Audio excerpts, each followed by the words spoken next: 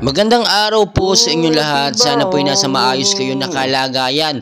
Latest weather update po muli tayo ngayon sa atin nga pong binabantayan na storm or bagyong Jenny sa Pilipinas. So muli pong namata ng bagyong Jenny na may estimated pong layo na 655 kilometers east of Apari, Cagayan. So kung makikita nyo 665 naman kilometers east of Calayan, Cagayan naman siya, na may lakas po ng hangin ngayon na pumapalo na nga po sa 150 kilometers per hour. Malapit pa rin sa sentro na may bugso naman pumapalo sa 175 kilometers per hour. Pa northwestward po ang kilos niya sa bilis nga po na 10 kilometers per hour.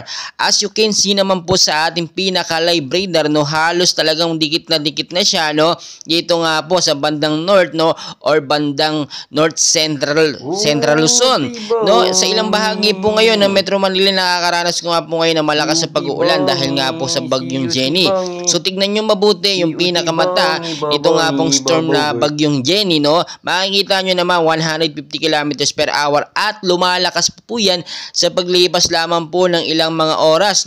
Pa northwestward po ang kilos niya na malakas sa bilis nga po na 10 kilometers per hour.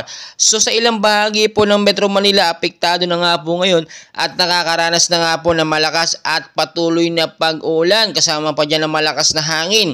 So tinataya po natin na posible po itong maging super typhoon o mas lumakas pa sa paglipas lamang po ng ilang mga oras dahil nga po naabot nga po niya yung malakas na hangin na 150 kilometers per hour.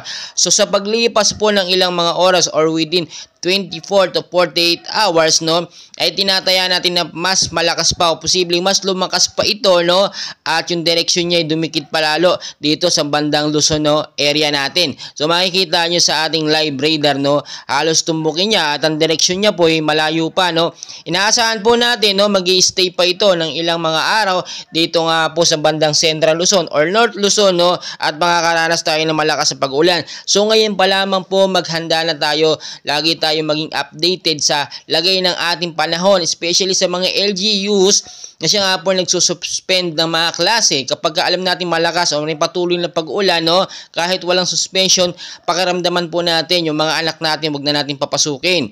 At ngayong hapon hanggang sa gabi, kung milakad po kayo, i-cancel nyo po muna, kasi mahirap ngayon, may banta tayo ng bagyo, mahirap na nasa labas, mas magandang nasa loob na lang tayo ng bahay at nagpapahinga, hintayin po muna siguro natin yung mga alert, yung mga update sa pag-asa, pati yung bagyong Jenny na makalabas or makalayo ng ating Philippine Area of Responsibility. Patuloy ko kayong update, hindi sa ako nakikiusap, paki-like, subscribe, and pahit na rin po ng notification bell para updated kayo sa ating weather update. Maraming salamat po.